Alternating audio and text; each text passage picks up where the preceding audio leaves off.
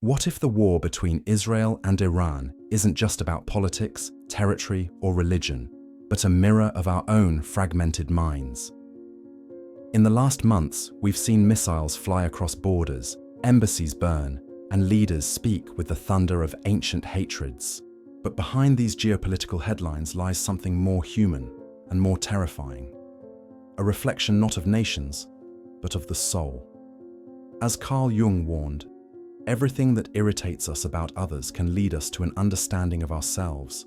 What if the rage between nations is just the macro version of our own inner conflicts? Imagine two neighbors at war for decades. Generation after generation inherits not only land, but also suspicion, bitterness, fear. These emotions calcify into identity, just like trauma turns into ideology. Israel and Iran are locked in this theater of inherited hatred, but so are we. Every time we divide the world into us and them, every time we demonize difference, we engage in the same psychic warfare. And here's the deeper question.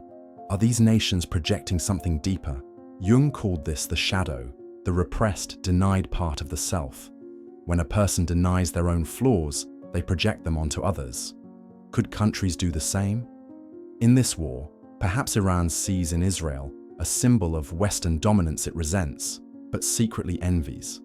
And Israel, in turn, sees in Iran not just a threat, but a reminder of its own ancestral fears, of exile and annihilation. This is not about nukes or borders, it's about identity, about survival, about who we are when we're terrified of becoming what we hate. Because the truth is, conflict always starts inside. Carl Jung once warned, "Until you make the unconscious conscious, it will direct your life, and you will call it fate." But what happens when the unconscious of not just a person, but an entire nation, goes unexamined? In the war between Israel and Iran, we're not only witnessing politics, we're watching two psyches clash on the world stage. Iran, born of revolution and scarred by foreign intervention, sees Israel not only as a rival, but as a living monument to Western secularism. In its eyes, Israel represents the very modernity that Iran simultaneously resists and longs to master. For Israel, the spectre of Iran conjures ancestral ghosts, exile, pogroms, Auschwitz. Every threat echoes a deeper fear, the erasure of a people once again. This is not merely strategy, it's psychology. Jung's concept of the shadow, the repressed parts of the self we disown, offers chilling insight. When we suppress what we fear or hate within, we externalize it. We find an enemy to carry it. Iran accuses Israel of oppression, but also fears its power. Israel sees Iran as the fanatic other, while unconsciously mirroring its siege mentality. Both nations reflect what the other cannot accept within itself. These projections don't just fuel tension, they justify violence. When we project our shadows, we believe we are defending ourselves, not attacking. Every drone strike, every speech, becomes a ritual of purification.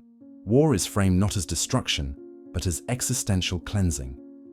In this context, missiles become myths. Each action confirms an internal story. Iran's narrative of martyrdom, Israel's narrative of survival. The conflict becomes sacred. To challenge it is to risk the collapse of national identity. But when myth replaces truth, empathy dies. Dialogue becomes betrayal. And the longer these projections remain unacknowledged, the more likely the fire will consume both sides. The war, then, isn't just on the ground, it's in the psyche. It's not only about power, but about the stories we tell to protect our fear from becoming conscious. Trauma is not a wound we remember. It's a wound that remembers us. It lives in silence, in habits, in generations. And when unspoken, it hardens into identity.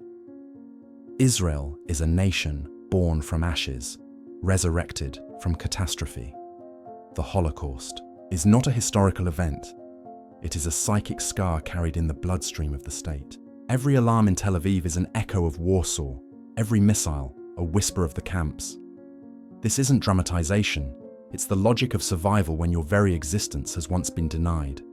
When your grandparents were gassed not for what they did, but for what they were. This legacy has shaped Israel's deepest instincts. To strike first, to build walls, to silence doubt. Not out of cruelty, but out of necessity, or what feels like necessity. Because when history teaches you that vulnerability leads to extermination, peace becomes dangerous. And trust, naive Iran, too, carries its ghosts. Colonial manipulations, a stolen democracy, the trauma of the Shah, the rupture of revolution. Its identity was forged in humiliation and fire.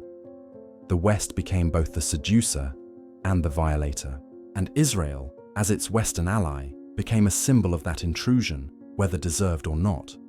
Over decades, a narrative took hold. Resistance became virtue, martyrdom a moral currency. Here's the tragedy. Both nations define themselves by their suffering, and suffering, when left untreated, demands repetition. Pain wants recognition.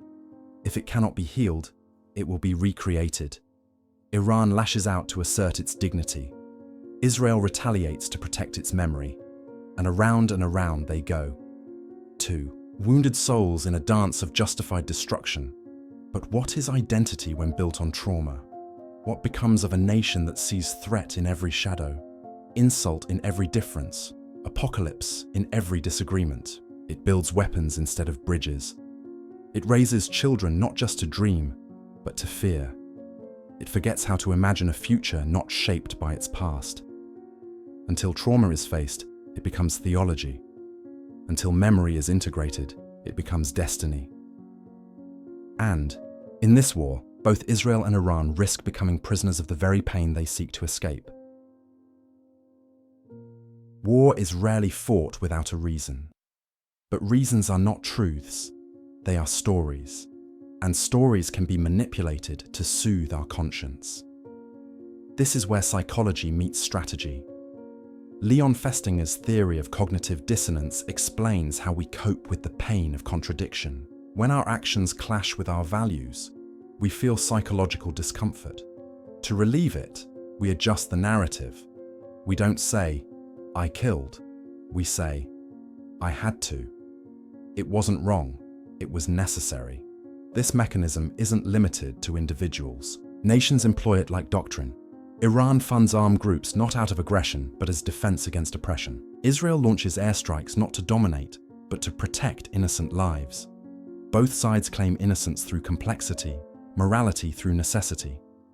And both populations, in turn, absorb these messages as emotional armor. But dissonance doesn't disappear. It mutates. The deeper the contradiction, the stronger the need to justify. And the more violence is justified, the more numb we become. Civilians are no longer people, they are collateral. Empathy is no longer human, it's treason. This is how war sustains itself. Not by hate alone, but by meaning. People don't die for politics, they die for what they believe is right. And rightness in conflict is always relative. This relativity creates a kind of moral echo chamber. Every injustice is responded to with greater justification. Every act of terror becomes a response to the last one. The feedback loop tightens, the story hardens, and soon, the only way to feel innocent is to strike first. What's terrifying is not that both sides believe they're right. It's that both may be partially correct, and yet fully blind to the cost of their righteousness. When belief is used to silence doubt, when history is wielded as a weapon, justice loses its face, and morality becomes just another instrument of war. So we must ask, when does protection become pretext? When does memory become manipulation? When does defense become denial? Because if we don't question our own stories, they will consume us. History is not a straight line, it's a spiral, returning, disguised, but familiar. The conflict between Israel and Iran, though modern in weaponry, is ancient in structure. It echoes the tragedies of past empires, of civilizations that collapsed. not from external force, but from the weight of their own unresolved contradictions. Athens and Sparta once fought not only for land, but for the soul of Greece. The Cold War wasn't merely a political standoff. It was a global manifestation of the psyche split between fear and control, paranoia and power. Now, in our time, Israel and Iran carry that same split. One represents the survivalist impulse, sharpened by memory. The other, the revolutionary identity, hardened by resistance. Both believe they are acting with purpose. Both are, in truth, performing. Power today is not just about tanks and bombs. It's about narrative control. Each attack is a theater. Each speech, a stage. Each silence, a strategy. Iran plays the voice of the oppressed, the defiant underdog in a Western scripted world. Israel, the fortress surrounded, forever justifying its existence amid ancient threats and modern scrutiny. But the lines are blurred, and behind the performance, the audience bleeds. This is what philosopher Michel Foucault called biopower, when control is exerted not only through force, but through meaning, symbols, perception. Who gets to define justice? Who gets to be the victim? Who owns the truth? And the danger in this performance is that it forgets it is one. The masks fuse with the faces. The play becomes the identity. The war becomes the only way to remember who we are. Without an enemy, these nations risk losing not just power, but self-definition. Like Rome demonizing barbarians to justify conquest, or the Inquisition claiming holiness to mask cruelty, the Israel-Iran conflict hides a deeper fear that without conflict there is no cohesion, that peace might expose fragility, that silence might force introspection. And so the show continues, but at what cost? Albert Camus wrote that true rebellion must preserve what it defends. In The Rebel, he warns that every revolution, if it forgets its original values, risks becoming its opposite. What begins as a cry for dignity often ends in domination. This is the tragic arc not just of ideologies, but of nations. Iran once dreamed of liberation, from foreign meddling, from moral erosion, from the hollowing out of its culture. Its revolution was not just political, it was existential, a reclaiming of soul against soullessness. But over time, that soul hardened into dogma. The same state that cried for justice now silences dissent. The same leaders who spoke of purity now use fear to control thought. What was once rebellion became ritual, predictable, rigid, absolute. Israel too was born in defiance. A defiance of annihilation, of erasure, of centuries without home or safety. Its founding was an act of collective will, a refusal to remain victims of history. But that noble fire now flickers behind checkpoints and surveillance towers. In defending its existence, Israel risks narrowing its soul to a single strategy: survival at all costs.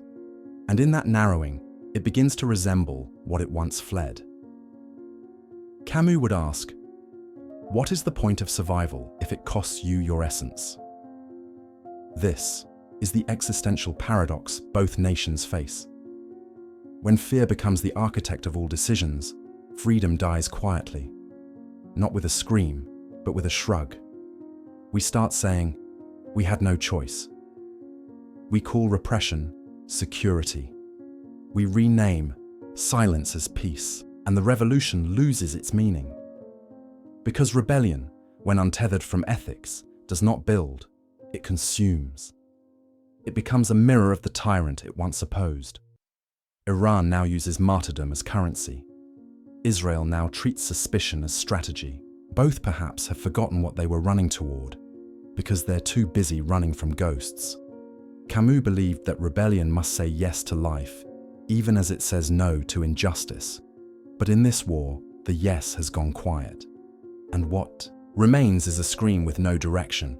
So we ask again, can a nation be free if it builds its future from fear?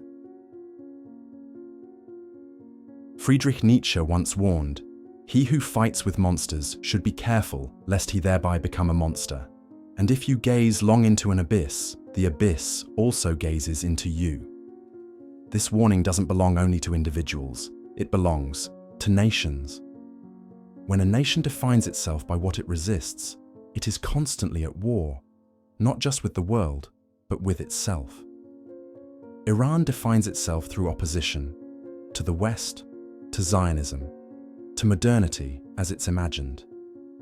Its narrative requires an antagonist to justify theocratic rigidity and geopolitical isolation. Without the threat, the system trembles. Israel, too, has built a national psyche shaped by vigilance.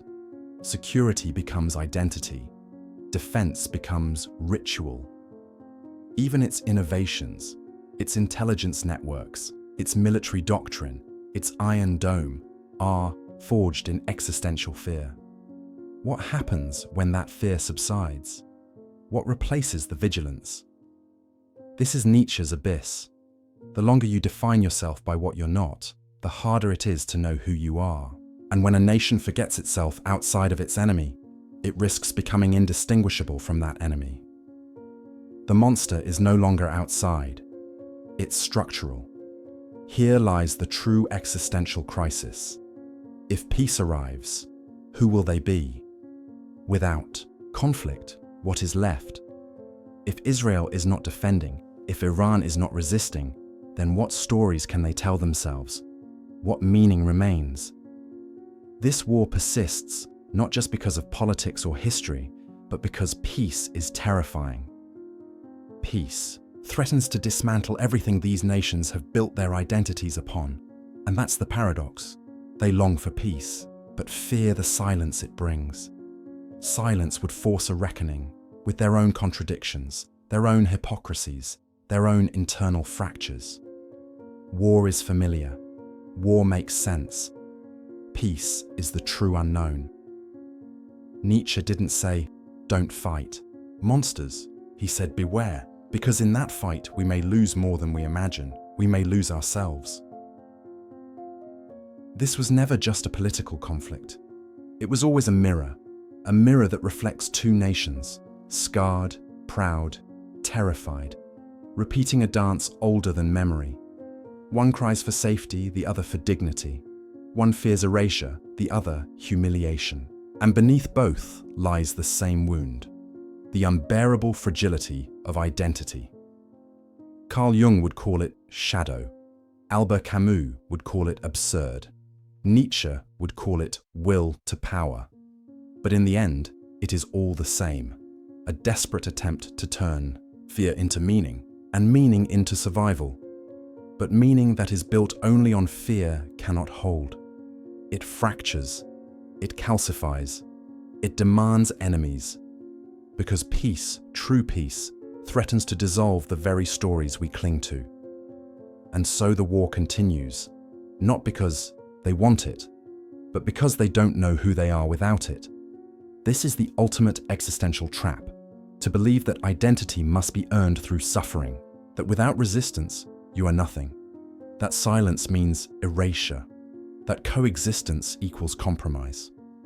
But maybe, just maybe, this is the lie, the cruel inheritance of unhealed trauma.